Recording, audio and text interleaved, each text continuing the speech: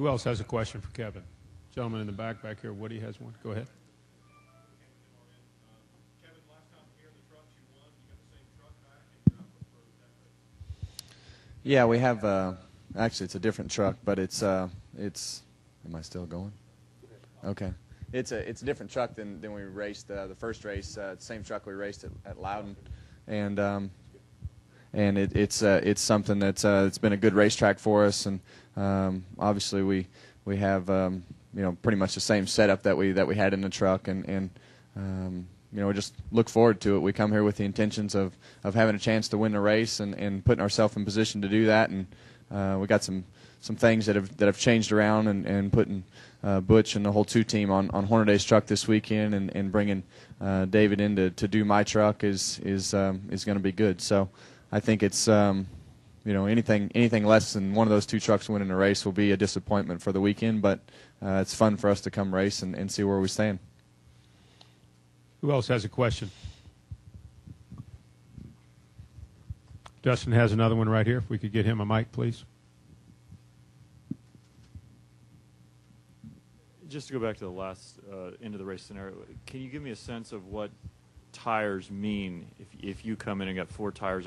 I know you got traffic and there's all these other issues, but how much more valuable can 4 or even 2 tires be over somebody with older tires? Yeah, I think if you have 4 tires, I mean you're going to be, it's going to fall off. Over 100 laps, it's probably going to fall off a second. But in the first 50, it's going to fall off 4 to 5 tenths, and so you just have to. It's just a matter of how many laps. If there's 50 laps left, everybody's going to come in and put 4 tires on. If there's 25 laps left and there's 10 cars on the lead lap, most everybody's going to come in. But it's just a matter of how many of those guys are on the lead lap, and I'm with 20 laps to go, and you're 8th.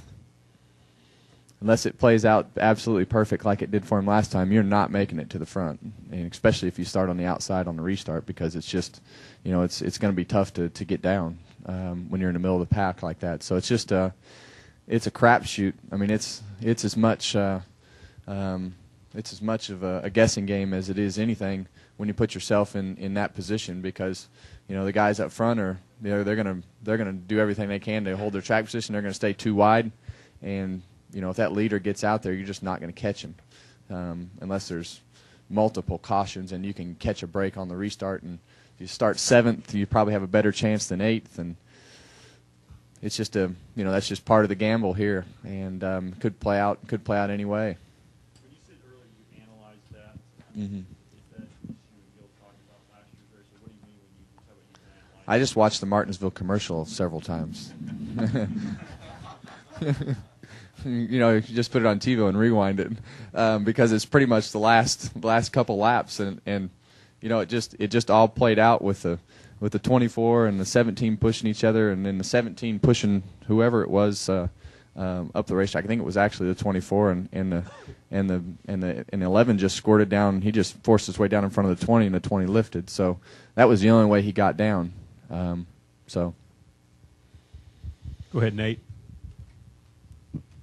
There was a race here 6 years ago where Johnson was leading with like 40 or 50 to go, and I think there were 14 cars in the lead lap, and he pitted and nobody else did. It always seemed like that used to be the thing, late race strategy, you just do the opposite of what the leader does if you're toward the back. Is that not true as much anymore, or is that still, do you want to do the opposite of what the guys in front do if you're toward the back? Or? Yeah, well, I think it all depends on, a lot of times if you're the last car in the lead lap and you're 14th or 15th, obviously your car's probably not handling very good, so you might come in and put 2 tires on or just stay out, but you're probably going to get run over. But usually what happens is if the leader pits and there's 14 cars in the lead lap, you'll have 7th and 8th will be in the worst spot, because those are the guys that are going to be the first ones vulnerable to the new tires. But if you're 14th through 10th, you're coming in regardless, and probably 9th and 8th will come in too, because they know they're going to be in that spot, and then they'll be the first ones on 4 tires. So it's just a matter of where everybody breaks off, but the tail and lead laps come in regardless, and usually those guys that are in the 7th, 8th, 9th, or whatever it is, if there's 20, it'll be the halfway will be 10th, and those guys are the ones that are the most vulnerable to losing spots. So usually if you're the back of the lead lap, you're going to take a chance and come in probably regardless, and those guys in the middle, if there's 20, you're going to have 8th and 9th probably stay out, hoping that somebody stays out with them. It's just with the double file restart, so much of that has changed, and especially here because I think you see more guys pit just because the tires fall off more.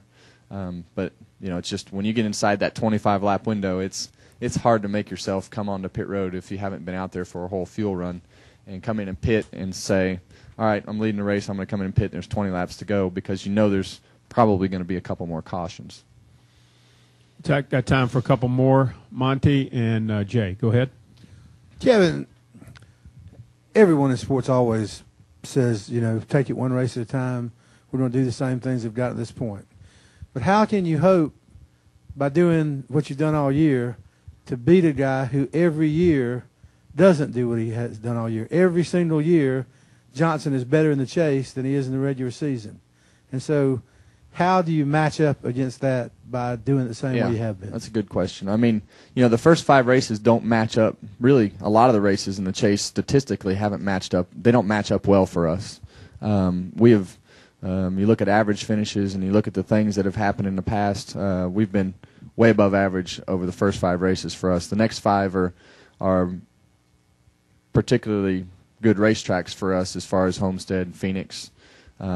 Even here, I mean, we've run well here, but you look at those statistics, they don't show that. So for us, it's do the same things that you do, and for us, it's been on certain weekends doing that same thing. You look at Michigan.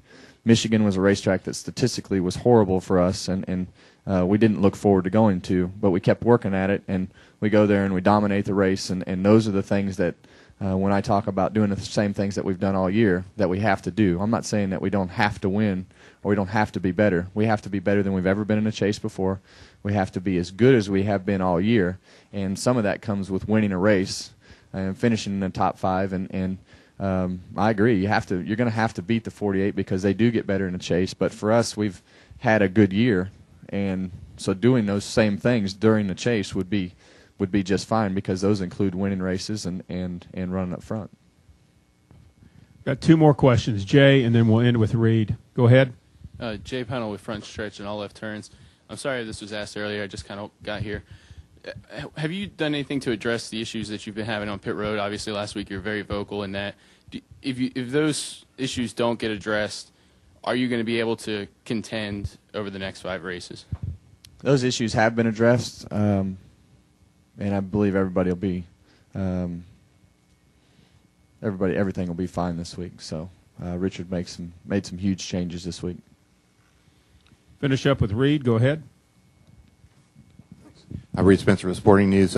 3 years ago, in the debut of the COT, after the one race after, your car caught on fire, had the famous foam issue. Can you talk about that from a perspective of 3 years ago now, and how far you think the car's come since then? They've done a phenomenal job with the car. I don't think it was any secret in the beginning that the fans didn't like the cars. The cars had a lot of trouble, and you look at the cars now, and they've got the spoilers back on the car. I think the racing's is on the racetrack is as competitive as it has been since I've been a part of the sport, and I think everybody's done a good job to fix a lot of the mechanical problems and the foam issue, and that just goes along with a lot of things that have happened to us here at Martinsville. It's just weird things like that, and I think the foam caught on fire twice. But we've addressed, and I say we as a sport, and NASCAR in general, have addressed so many issues that came about with the car, and I think next year is just another progression of where the car is going to be by fixing the front nose to get rid of the splitter braces and make the car look sportier, much like the Nationwide cars do. And from that particular time to now, I mean, it's all come a long ways. And from a driver's standpoint, sitting in this car is like night and day compared to the old car, because your head's not sitting against the roll bar, and you can move around in the car and not have to worry about hitting anything from the driver's standpoint. So it's just a way better race car than it was 3 years ago. They drive much better than they used to, because we figured out the bump stops and things that make them drive better. So it's come a long ways.